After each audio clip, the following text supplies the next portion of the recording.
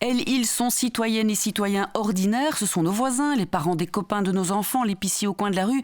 Elles, ils sont comme vous et moi à un détail près. Aux yeux de l'État, ils n'existent pas. Nous abordons une triste réalité ce soir, celle des sans-papiers dans Libre Ensemble. Bonsoir à toutes et à tous et merci d'être à notre écoute. Libre Ensemble, Catherine Ax, Jacques Nizan. Il serait, dit-on, environ 150 000 en Belgique à vivre sans papier, sans protection sociale, sans remboursement de soins de santé, sans aucun filet de sécurité. On les nomme les sans-papiers. Ils réclament aujourd'hui, mais depuis plusieurs années déjà, solution et régularisation. Elles tentent d'interpeller nos décideurs politiques en vain. Alors ils se tournent vers nous, citoyens, au travers de cette campagne soutenue entre autres par le Centre d'action laïque, avec la Ligue des droits humains, le CNCD 11-11-11 et le CIRE pour n'en citer que quelques-uns. Une campagne appelée #WeAreBelgium2. En studio ce soir avec moi pour en parler, j'ai le grand plaisir de recevoir 3 femmes qui ont décidé de porter leur voix et qui combattent depuis un moment. Sociéta Ngo, bonsoir Sociéta. Bonsoir. Vous êtes directrice générale du CIRE. Le CIRE c'est quoi ? C'est le diminutif pour coordination et initiative pour réfugiés et étrangers. Et vous soutenez cette campagne. Antonella Lacatena, bonsoir Antonella. Bonsoir.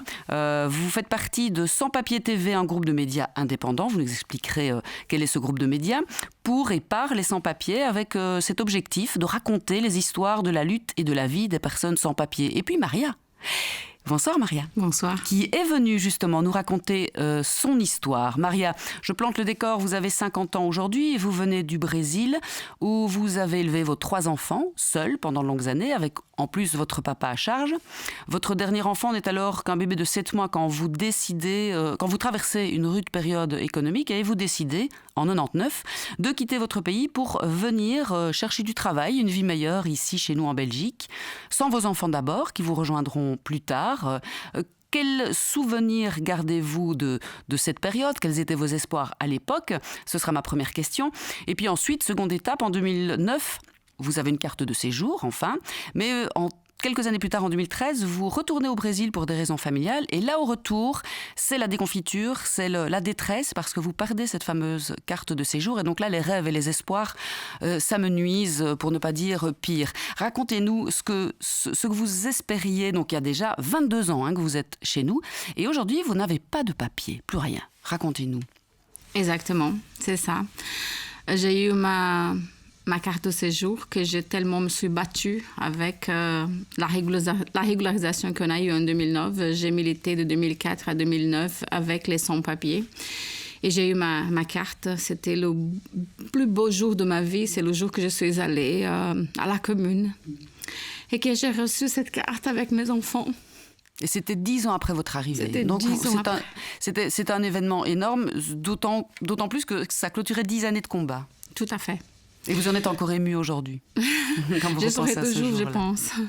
Parce qu'un sans-papier, quand il quitte son pays, c'est vraiment une très forte décision. C'est une difficile décision de laisser tomber la famille, le pays, et de traverser l'océan. Parce que moi, je suis traversée l'océan pour venir ici. Je viens d'un autre continent. Tout était tellement différent quand je suis arrivée. Même l'air était différent. La lumière était différente. C'était vraiment une autre vie. Et j'ai tout laissé tomber derrière moi pour venir chercher vraiment une vie meilleure pour mes enfants et pour ma famille. Parce que comme j'ai dit dans le témoignage, j'ai traversé un moment très difficile économiquement parce que j'étais toute seule avec mes 3 enfants. Et être toute seule, une femme toute seule... Au Brésil, je pense que dans tout le monde, c'est difficile, mais dans des pays que économiquement c'est dur, c'est encore pire. Moi, je suis esthéticienne de formation. Je faisais les ongles et les épilations pour arriver vraiment à entretenir mes enfants et mon papa, qui à l'époque, il était malade et c'était moi qui m'entretenait de mon papa. Mais à part tout ça, je faisais encore de travail. Je partais le matin à 6 heures et je revenais à la maison à 10, 11 heures du soir. Il y avait des jours que je ne voyais même pas mes enfants. Mm-hmm. Qu'est-ce que vous espériez en rejoignant l'Europe, justement, une vie meilleure ? Est-ce que vous attendiez à ce que ce soit facile, pas facile ? Qu'est-ce qui a été vos premières émotions quand vous avez atterri en Europe ?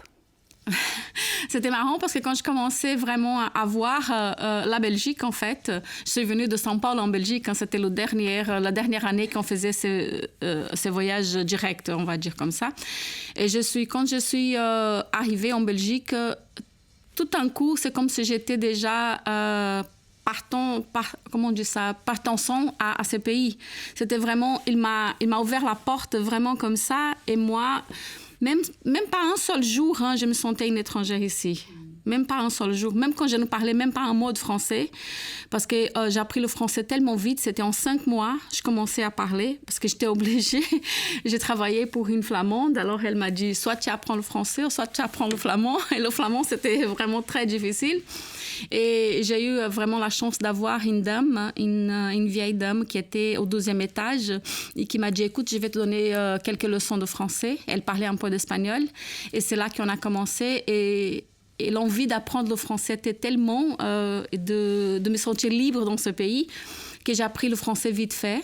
Et je commençais vraiment à me sentir chez moi et avoir cette envie de faire venir mes enfants. Oui, parce que les premiers temps sont pas simples, même difficiles. Vous travaillez pour cette dame et vous élevez son petit garçon qui a le même âge que votre propre enfant, mais que vous avez dû laisser au pays dans un premier temps. Ouais. Donc difficile, vous avez vraiment donné. On ne peut pas dire que vous ayez profité de quoi que ce soit comme système ici, comme on entend beaucoup, et de manière injuste. Vous avez beaucoup donné, justement. Beaucoup, beaucoup. Et 10 ans. Et même après, quand j'ai eu ma carte, j'ai continué à donner parce que je ne suis jamais allée profiter de l'État.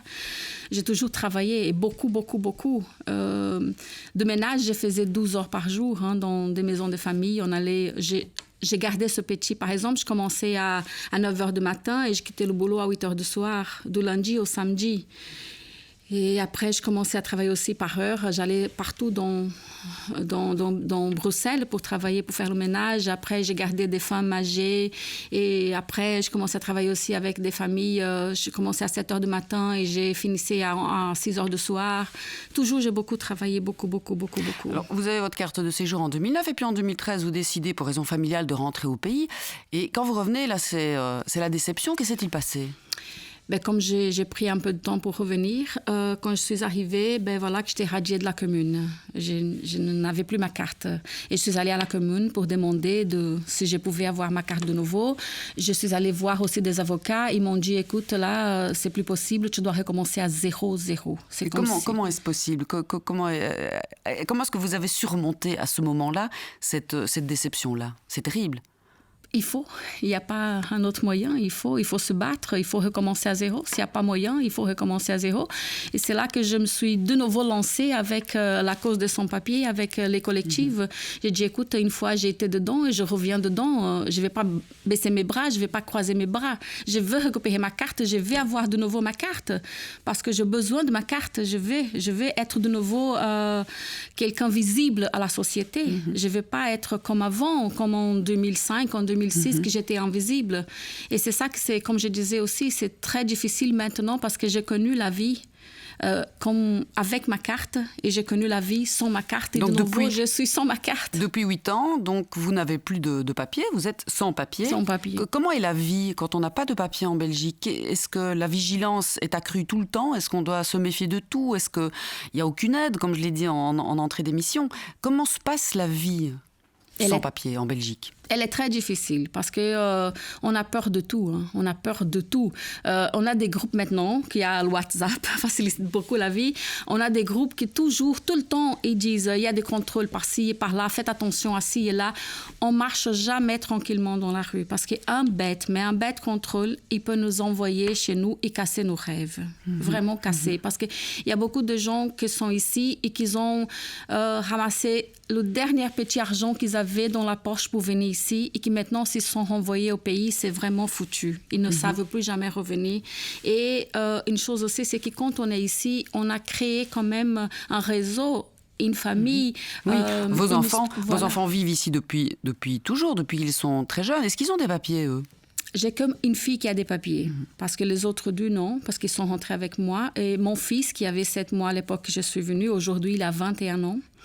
Et aujourd'hui, il est sans papiers. Et c'est ça aussi qui me fait très mal au cœur, c'est de voir mon fils qui n'a pas de papiers.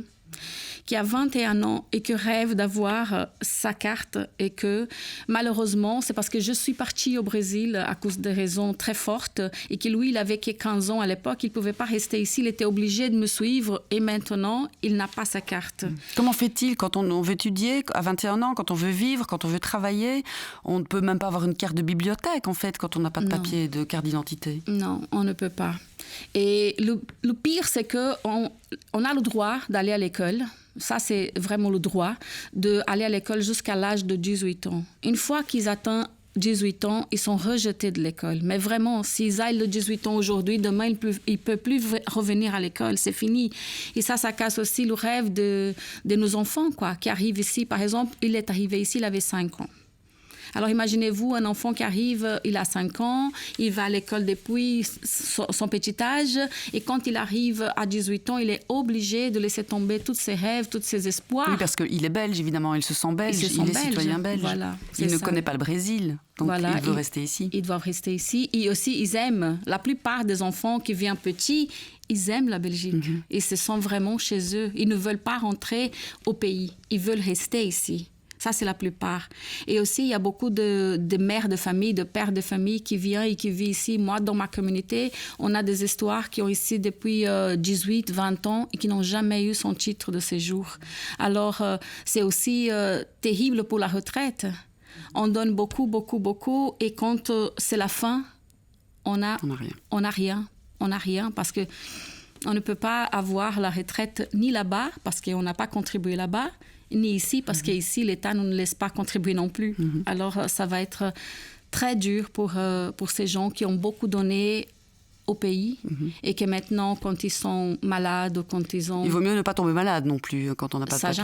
Ça, jamais. Il faut vraiment... Il faut travailler, ne pas tomber malade, ne pas aller à l'hôpital. Non, il faut être forte. Un sans-papier, il ne peut jamais tomber malade, il ne peut jamais avoir un accident. Parce qu'on a eu le cas maintenant aussi qui a fait une grande histoire. C'était un père de famille qui est tombé aussi dans le bâtiment et qui est décédé malheureusement. Il est mort l'année passée et maintenant sa famille, elle se trouve dans une situation très difficile parce qu'ils ont le droit d'avoir l'argent de la, comment on appelle ça, j'ai oublié le nom, mais ils ont le droit et là maintenant ils difficultent parce qu'ils n'ont pas de papiers, alors ils difficultent pour que cette famille ait ces droits qui est à eux.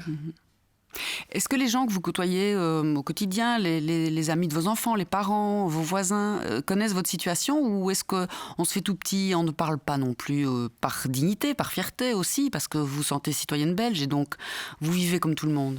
Moi, je vais parler de moi. Moi, je parle. Moi, je ne suis pas quelqu'un qui cache mon histoire. Je parle. Ça, il n'y a aucun souci. J'ai toujours eu une très bonne entente avec mes voisins, avec mon entourage, avec les Belges.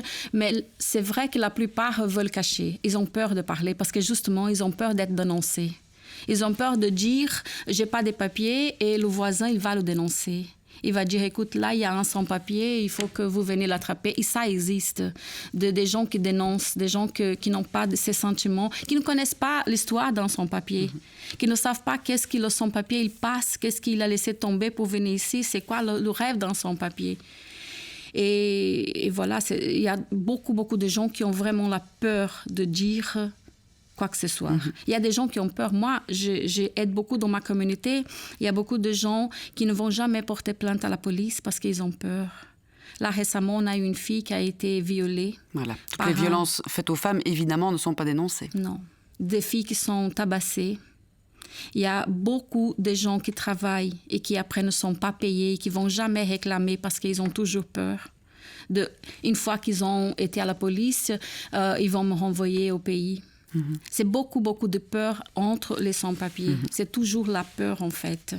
Société Ango, avec le CIRE, vous travaillez justement à la régularisation de toutes ces personnes qui sont autour de nous, qu'on connaît peut-être sans connaître. Ce sont des histoires terribles.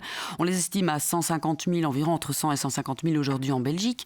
Que faudrait-il, on reparlera de la campagne avec Antonella, mais que faudrait-il aujourd'hui pour que ces gens qui sont citoyens belges vivent comme nous? Et comment fait-il qu'ils ne peuvent pas vivre comme nous. Alors, aujourd'hui, là, comment on devient sans-papier ? Parce qu'on est sans-papier, mais comment on le devient ? Il faut savoir que la législation en matière de politique migratoire, elle a plein de failles, plein de défaillances. Et aujourd'hui, il est très difficile d'introduire une demande de séjour, qu'on soit dans son pays d'origine ou sur le territoire, et de savoir si on a des chances ou pas d'obtenir un titre de séjour. C'est bouché. L'État a décidé de refermer toute une série de portes. Et puis, il y a beaucoup de gens qui, comme Maria, ont eu un titre de séjour et l'ont perdu. Ça fait aussi partie des failles du système.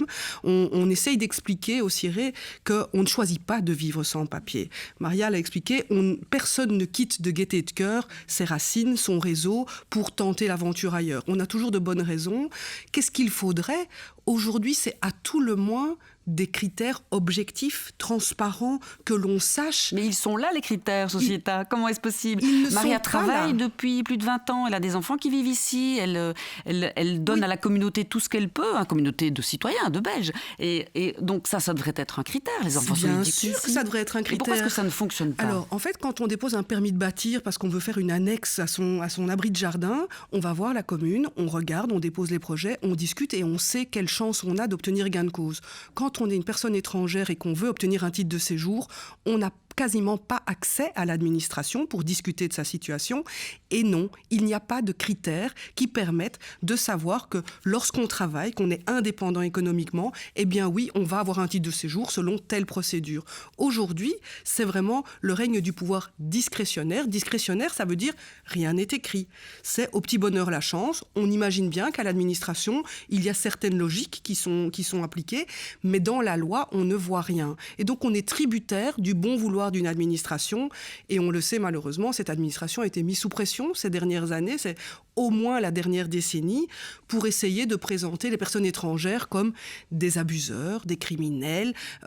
En tout cas, on polarise l'opinion publique en disant « mais est-ce que vraiment ces personnes sont légitimes à rester chez nous ?» Le débat ne se pose pas dans ces termes-là. En fait, on vit aux côtés de personnes sans papier qui sont des sous-citoyens aujourd'hui aux yeux de l'État.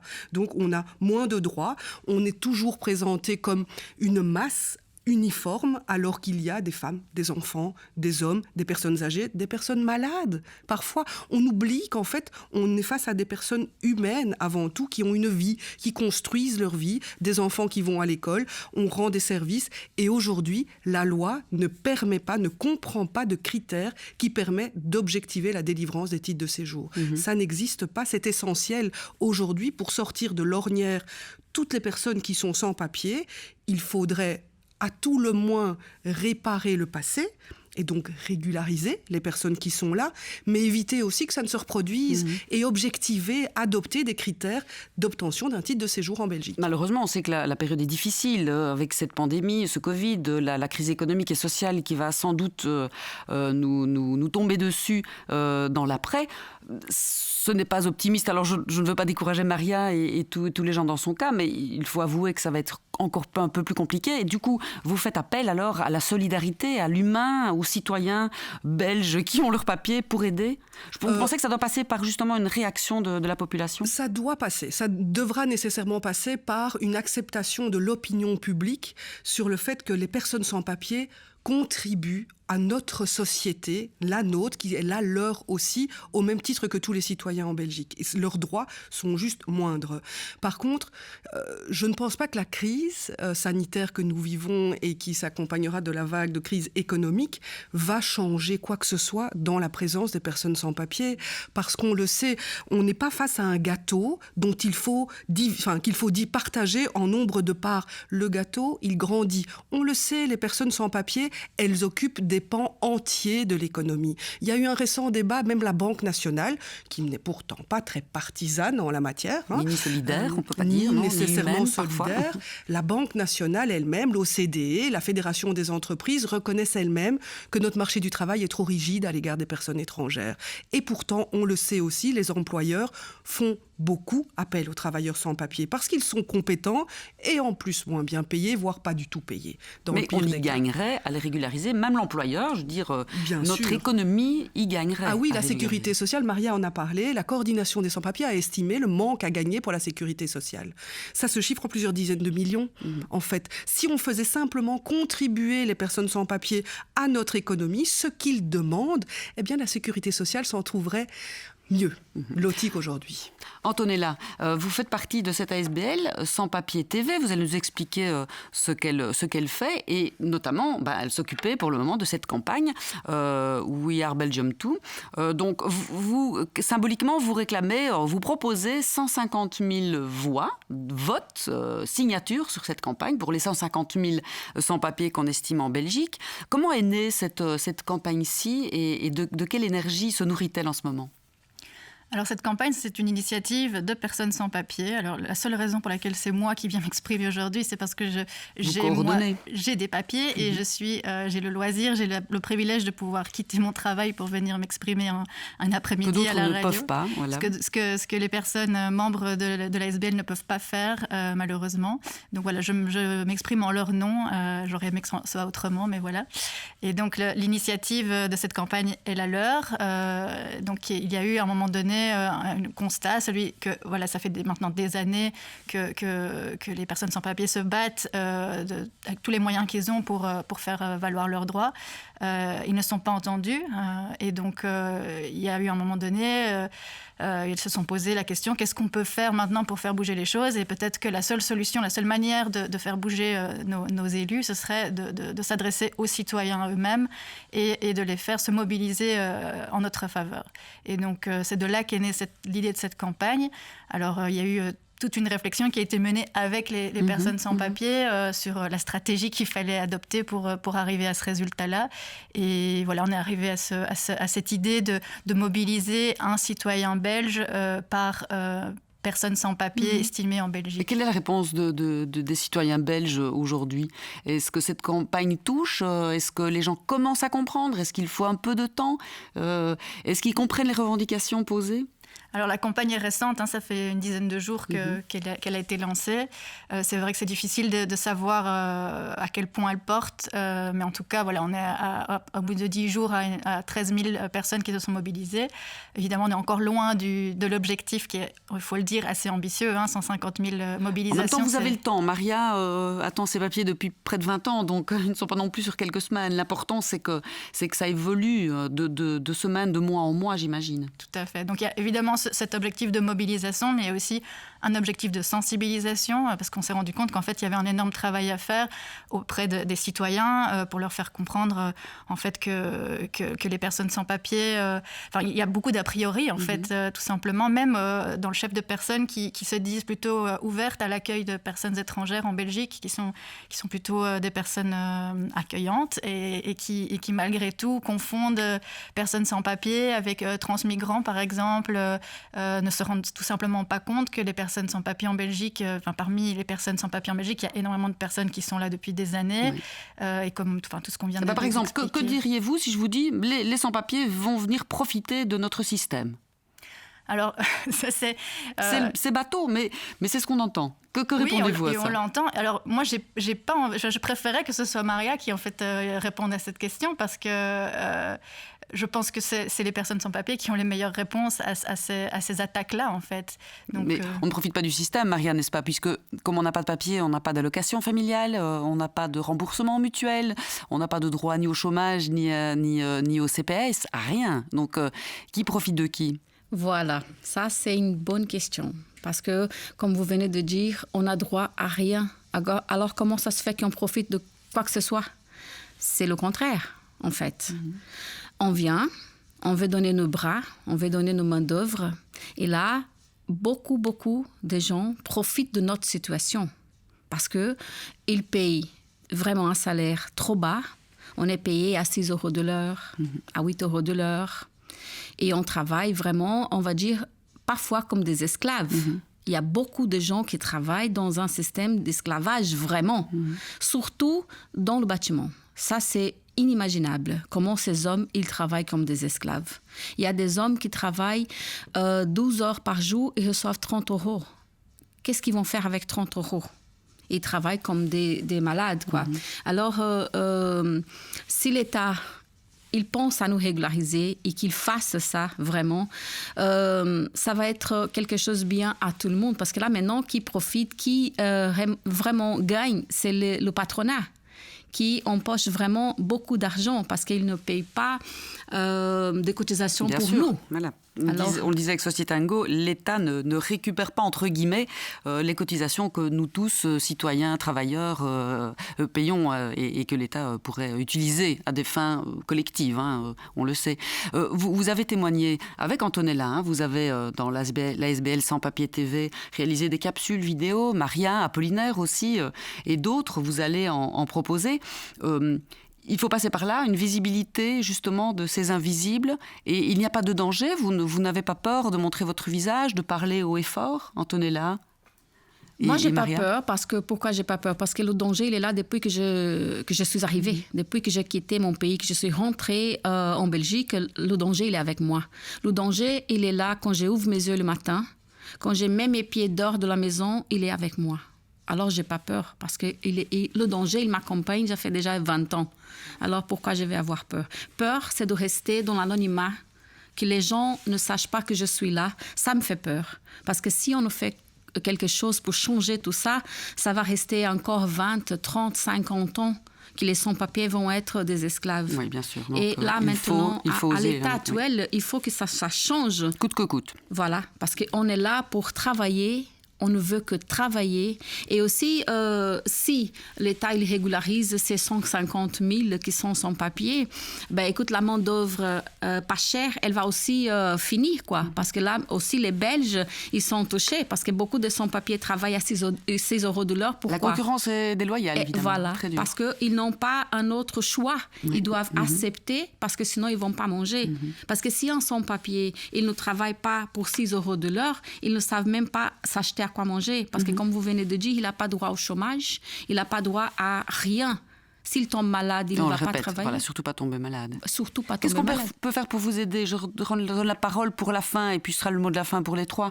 Antonella, comment peut-on vous aider? Alors concrètement, rappelez-nous la signature. La première chose, c'est signer, évidemment. Donc il y a une pétition en ligne sur le site wearebelgium2.be. Donc signer, puis en parler autour de soi, partager, sensibiliser son entourage. Donc la campagne propose effectivement plein d'outils pour sensibiliser. Donc ces vidéos, donc diffuser un maximum. On est présent en ligne, donc c'est une campagne essentiellement digitale. Donc pour le moment, on ne peut pas faire grand-chose d'autre. Voilà. Sinon, vous nous auriez donné des rendez-vous, des manifestations, de la musique, enfin que sais-je, des choses pour vous rejoindre et se battre avec vous. Mais on espère peut-être que si la situation s'améliore, on puisse organiser un moment de rencontre pour clôturer cette campagne peut-être. Mais en tout cas, pour l'instant, ça se passe en ligne et je pense que c'est une très bonne chose aussi. Tout peut se passer là aussi. Il n'y a pas besoin de se rencontrer pour ça, pour manifester son soutien. Donc, voilà. Et d'écouter les témoignages comme celui de Maria, d'Apollinaire et d'autres, parce que c'est en vous rencontrant et en vous connaissant, Maria, qu'on peut ne faire qu'adhérer évidemment à votre combat, parce que voilà, on a besoin de vous aussi. Antonella, mot de la fin, Maria, Sociéta.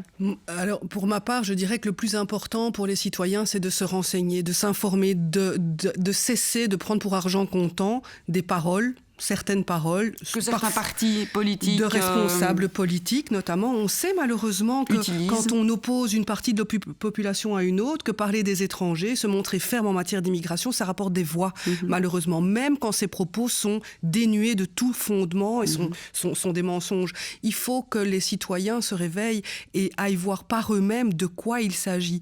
Est-ce vraiment un problème? Qui sont ces personnes? Comment elles en sont là?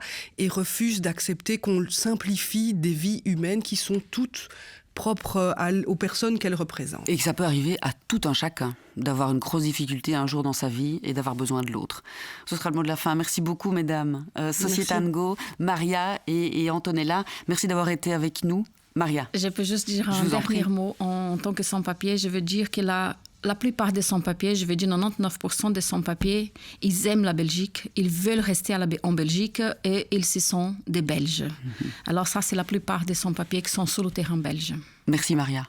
Merci à vous. Merci à vous. Merci à tous ceux qui ont été avec nous ce soir, de nous avoir prêté quelques minutes de leur temps. Et n'oubliez pas, allez signer la pétition wearebelgium2.be. Bonne soirée à tous. À la semaine prochaine pour un autre rendez-vous de la laïcité. À bientôt.